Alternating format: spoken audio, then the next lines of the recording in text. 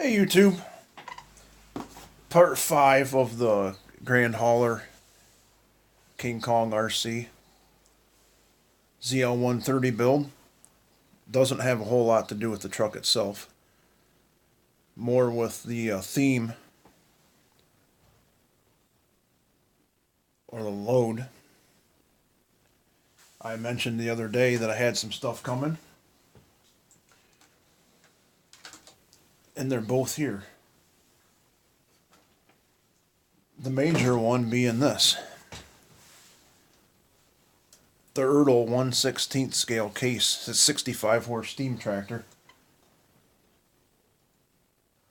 I might have mentioned in one of my other videos that we have a lot of steam engine friends, steam tractor friends, and going with the old style theme, that's what I decided to do my build on.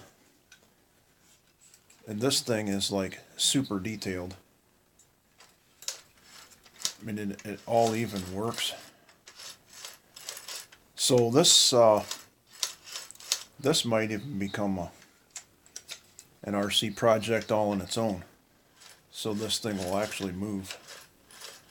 I'm not sure yet. I don't think it'll be too hard. The only thing I'm not sure about is how I'm going to do the steering. The actual steering works just like a real one.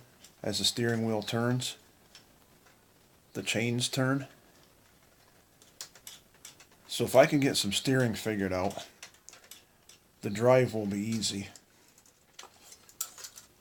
Being how it's all geared, shouldn't be too hard to get this thing motorized. The whole bottom unbolts, and I know you can hide some. I can put a micro receiver in there, little speed controller.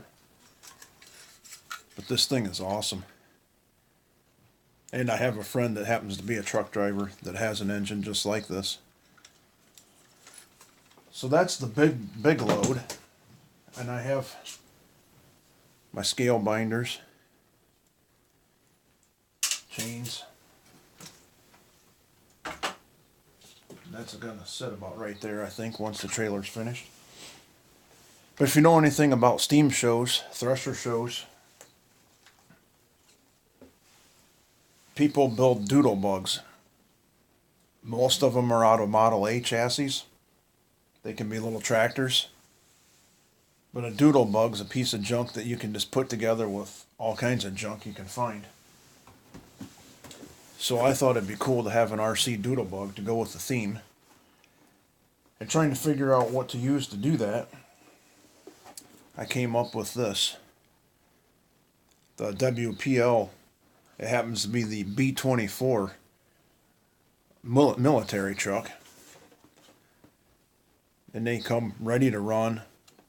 I'll show you in a minute. The throttle's pretty cool, but the steering, it's not proportional. It's right or left. It's all or nothing. And we'll put that down. So out of the box, like I said, this one's ready to run. So it's completely assembled.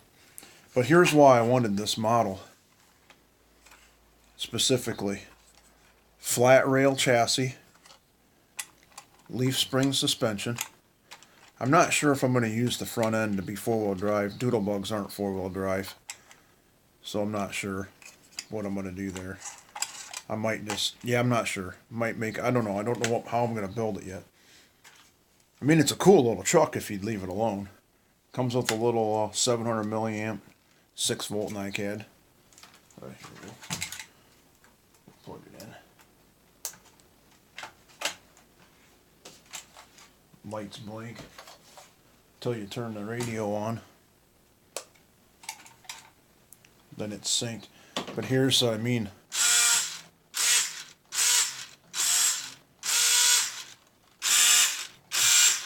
all or nothing with the steering. But the drive's pretty cool. I mean, it's pretty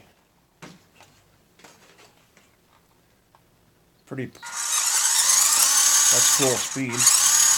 So I think the actual drive system of it's going to be perfect. It's real easy to put a servo on them, an actual servo. There again, I can put another receiver I've got a bunch of fly skies for GT3C.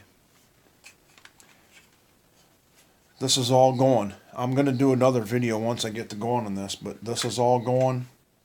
I just want the chassis, the suspension. I might shorten it. Like I said, I might not have a drive front axle.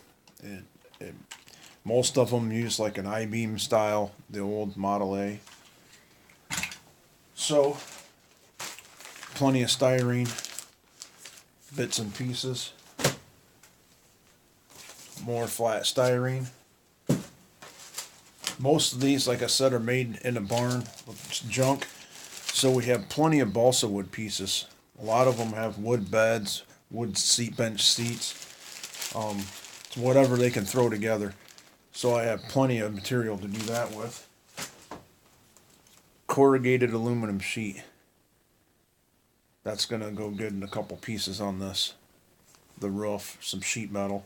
It'd be like barn roofing that fell off. Oh, hey, I'll put that on the roof of my doodlebug. So that's about it. There's my update on my builds. I'll probably do a separate video on this the more I get into it. And I'll definitely do a video on the case if I decide to try to make that move radio controlled. So stay tuned for the next video.